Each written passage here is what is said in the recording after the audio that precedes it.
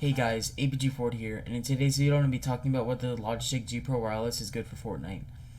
The way I'm going to do this video is I'm going to split it into multiple categories, one for each aspect of the mouse, and the categories will be shape, size, weight, price, and I'll also explain how it works wirelessly and explain that there's no delay in it even though some people may think that. Before we get into the video, I want to announce that I've officially started aim coaching. Right now, I'm not doing full VOD reviews of people's aims and personalized routines, but I'm selling Kovacs routines that it's the same routine for everyone. And if you want to buy one or if you're interested in knowing my rates, then follow me on Twitter and DM me. I'll try to get back to my DMs as soon as possible, but please give me a 24-hour time period to respond. If you're new, I'd really appreciate it if you can like and subscribe and comment.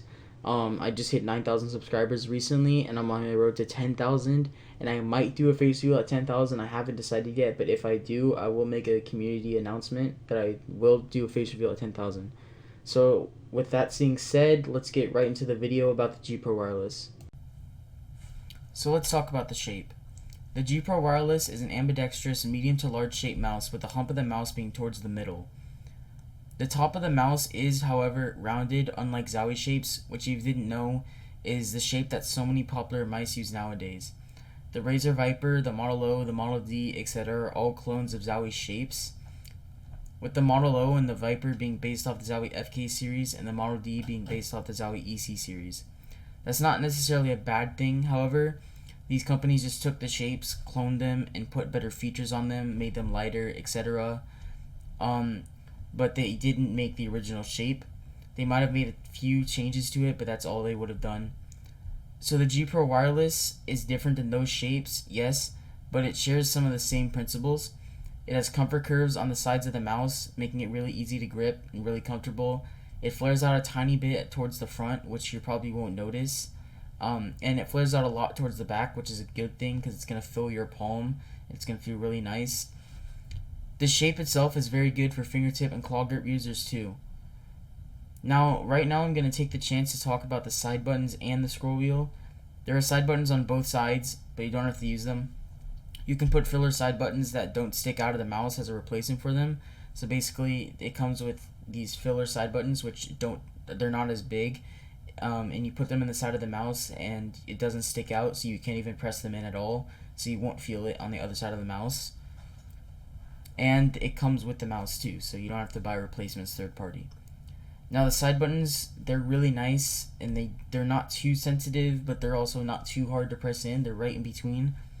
And the scroll wheel is just like that too. It's not too sensitive, but not too hard either, which that's really good because on the Model O's, the scroll wheel is hard to push down or hard to scroll, but on the Cape Town and Air 58, the Final Mouse, it's really easy to do it, and it's too light sometimes, so it's right in between. It makes it really good and responsive. Now I'm going to talk about the size.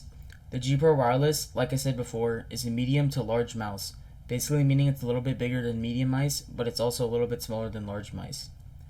Its length is 12.5 centimeters from front to back, and its width is 5.9 centimeters. Compared to other mice, it's smaller than the Air 58, but it's larger than the Model O. The Air 58 is 3 millimeters longer and 1 millimeter wider, and the Model O is also 3 millimeters longer, but it is 1.5 millimeters more thin. According to Rocket Jump Ninja, who is a really good mouse review YouTuber and knows almost everything about mice, you should check him out by the way, you will aim best with a mouse that is 60% of your hand size. According to these rules, if your hand is 20 to 21 centimeters in length and a 9.8 to 10 centimeters in width, this mouse is perfect for you. If your hands are larger, then the Air 58 would be a really good choice for you. However, it is very expensive, so the G Pro Wireless would be a good alternative to it. If your hands are slightly smaller, then you might want to go with the Razer Viper or Model O. And finally, if your hands are a lot smaller, then you want to go with the Razer Viper Mini or a Model O Minus, or if you can afford it, a Final Mouse Cape Town. Now it's time to talk about the weight. The Logitech G Pro Wireless weighs in at 80 grams, and I know this is not as light as some mice like the mice from Final Mouse, the Vipers, and the Model O's. However, this is an insane feat for a wireless mouse, and only the G Pro Wireless and the Viper Ultimate have come close to getting this low of weight for a wireless mouse. Other wireless mice like the G305 and the G403 Wireless, they come in at 90 to 100 plus gram range, which is still usable, but obviously like the wired version of that is a lot lighter and you would want to go with for that. Now light mice, yes, they're very good for aiming, but also it doesn't mean everything. There are some exceptional mice in the 80 to 95 gram range, such as the Zowie S series, the Logitech G403, the Logitech G Pro Wired, not the one this video is about, the Wired, and etc. What I'm getting at is that weight is not as important as size and shape for aiming. 80 grams is still usable, and even if it isn't the lightest, the G Pro Wireless still has a very good shape and size. Now, a lot of people may have speculation about input delay and the fact that this mouse is wireless, and they think that it gives them more input delay. Let me tell you, this is a myth and there's no input delay at all. Logitech uses Lightspeed Bluetooth, which makes the mouse have the same speed as any wired mouse, and the way it works is through a USB that you get with the mouse. You plug it into your PC, it connects to your mouse, and then from there it just shows up in your Logitech Hub software, which is the software that Logitech uses for all their mice and keyboards and all that. And from there you can edit the DPI, the lighting, you can set like macros, or you can change buttons and stuff, etc. If you still have speculation, it has actually been proven by Rocket Jump Ninja that there isn't more delay on it than a wired mouse, and he did it with pretty accurate tests where he used software that recorded the input delay of the left and right clicks on the mouse, and then he compared it to other mice that had the lowest input delay from his test, and it was basically the same, like within like a 5 millisecond difference, where that difference is human error pretty much every time. So basically it's exactly the same, the input delay is the same. Now, the price of this mouse will play a huge role in whether it's worth it or not. As of the making of this video, the mouse cost $150 on Amazon, and you could probably find one used for cheaper on eBay if you look enough and spend enough time shopping. $150 is a lot to spend on a mouse, I know, but I'd say it's worth it for the G Pro Wireless. The mouse is wireless with an extremely long battery life, and plus it charges quickly.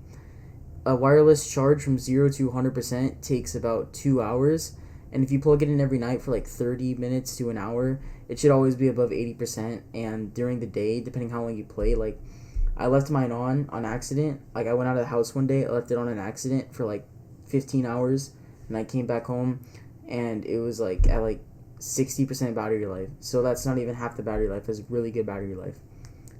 People underestimate how hard it is to make an 80 gram wireless mouse with good battery life along with the Hero sensor. And the Hero sensor is basically the best sensor you can get in theory, even though like a 3360 and other sensors are pretty much the same. Logitech made this mouse with the sole purpose of competitive gaming in mind, and that's definitely a top tier mouse, and honestly worth it for $150. At the time of its release, it was the single best mouse on the market, and it still is to this day. Or it still is one of the best to this day. It's arguably the best, but it's one of the best. When it comes down to the shape, with it being similar to Zowie shapes and having comfort curves while flaring out at the back, which is like really good for a shape, really comfortable, good for aiming and grip, and the size with it having good dimensions that fit a lot of people's hands, so that's like what Rocket Jump Ninja calls a safe shape, fits people's hands and everything like that, and the weight with it coming at 80 grams for a wireless mouse with a top tier sensor, that is really hard to do. That's impressive. The Logitech G Pro Wireless is absolutely worth the price if you can afford it. If you can't afford it, then there are other options that you can get, like a Viper and a Model O. Yes, it's a little bit smaller, but those are cheaper. So if you can't afford it, you can go for that. Or you can maybe buy like a Zowie EC series or a Model D, or just anything that's like similar size G Pro Wireless is cheaper. But if you have the money, then definitely go for the G Pro Wireless. And people like Commandment, which is like one of the best players in the world, use a G Pro Wireless. I know that Bugha's been switching off from the Air58 to the G Pro Wireless. Creo, who got fourth at World Cup, was using the G Pro Wireless. Same with Psalm, who got second. Epic Whale, before he switched to controller, he was using G Pro Wireless, I'm pretty sure. There's just so many good pros using G Pro Wireless. So that just shows that it's a good mouse for Fortnite, because the pros, why wouldn't they be using a mouse that's bad for Fortnite? It just doesn't make any sense. So the G Pro Wireless is definitely a good mouse, and like I said before, if you can afford it, definitely buy it. If it fits your hands, definitely buy it. But I'm not saying like if you have tiny hands and you want to buy G Pro Wireless because like your favorite Fortnite player uses it, Don't go for something that's small. If you have tiny hands, if you have large hands, go for something that's large. Like, just make sure it fits your hand size. But if it does, then the G Pro Wireless is definitely a really good mouse for Fortnite.